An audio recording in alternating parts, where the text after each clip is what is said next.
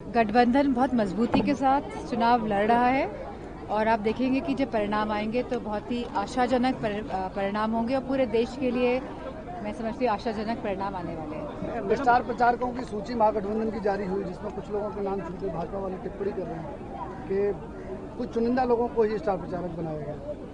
अब मुझे नहीं पता किनको छोड़ा गया किनको बनाया गया है, लेकिन मैं समझती हूँ कि जिनको भी बनाया गया है वो अपना काम अच्छी तरह से। क्या आपकी लोकप्रियता से भाजपा वालों को डर लग रहा है कि एक महिला ने जो मैनपुरी में पैर उखाड़ दिए थे अब बिहार में जाके सुपड़ा साफ करेगी? ऐसा कुछ होने वाला मतलब इस तरह का जो आप बयान दे रहे हैं और या बात कर रहे हैं, आप अपना तर्क दे रहे हैं, ऐसा कुछ नहीं है। अगर वहाँ पे बुलाया जाएगा तो समाजवादी पार्टी के रूप में स्टार प्रचारक के रूप में हम जाएंगे। मैडम, रेल मंत्री जो हैं पूरे देश में जब हम यात्री ट्रेनों की बात करते हैं तो 13,452 है और रेल मंत्री हमारे ये कहते हैं, घोषणा करते हैं कि 12,000 ट्रेनें चलाई जाएंगी। ये कहाँ से चलेंगी? हमने देखा है लगातार किस तरह पूरी रेलवेज की जो व्यवस्था थी भारतीय जनता पार्टी की सरकार आने के बाद बदल गई है। जहां रेल बजट इतना बड़ा बजट हुआ करता था, अब रेल बजट ही नहीं आता, संसद में पेश होता है। तो और एक्सीडेंट्स अगर हम देखेंगे रेलवेज में, इतने एक्सीडेंट्स कोई भी और सरकार में नहीं हुए हैं जितनी भारतीय जनता पार्टी की सरकार में हुए हैं। और ऐसे मंत्री हैं जो जिम्मेदारी नहीं लेते अपनी एक्सीडेंट्स की। पिछली सरकारों में तो लोग इस्तीफा देते थे, मंत्री इस्तीफा देते थे अपनी नैतिक जिम्मेदारी समझकर। तो मैडम, भाजपा सांसद मनोज तिवारी बिहार चुनाव में एक रैली के दौरान बोले कि ये महागठबंधन के लोग भ्रामक प्रचार कर रहे हैं। वक्फ बोर्ड बिल को जो है संसद में पारित किया जाता है और ये विधानसभा चुनाव के नतीजे आने के बाद पारित करने की बात कर रहे हैं।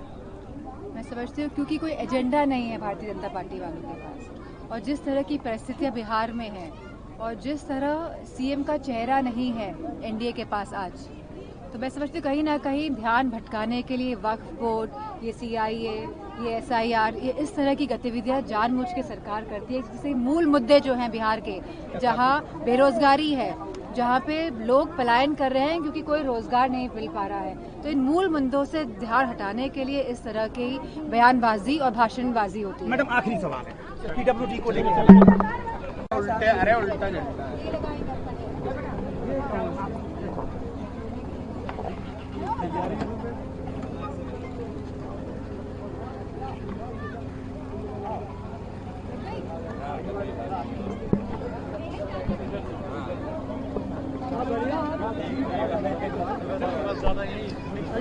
झंडा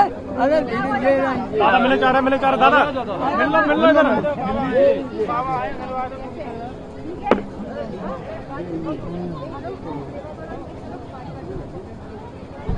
चलो चलो ठीक है, कल चलेंगे।